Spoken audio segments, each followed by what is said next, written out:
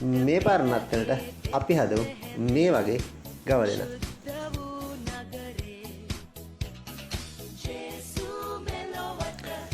ලබන්න වුණත්තර සුබම සුබ නත්තලක් වෙන්න කියලා මම ඔයාලට ඉස්සෙල්ලම ප්‍රාර්ථනා කරනවා. ෆොටෝ එකේ තියෙන වගේ අලුත් නිර්මාණයක් තමයි එයාලට ඕන කිව්වේ. ඔයාලටත් මේ වගේ නිර්මාණයක් කරන්න ආසයිද? මේ හදන විදිය ඔයාලා බලාගෙන ඉන්නකෝ. එතකොට ඔයාලටත් පුළුවන් මේ විදිය ලස්සන නිර්මාණයක් ඔයාලටම හදාගන්න. එදා ජේසු බිරින්දා ඉපදුණු ගවලෙන සිහිපත් වීමට ඔයාලා ගෙදරත් මේ වගේ ලස්සන පුංචි ගවලෙනක් නිර්මාණය කරන්න. ඔයාලට සුබම සුබ නත්තල. අපි ආයේ මේ වගේ වීඩියෝ එකකින් හම්බ වෙමු.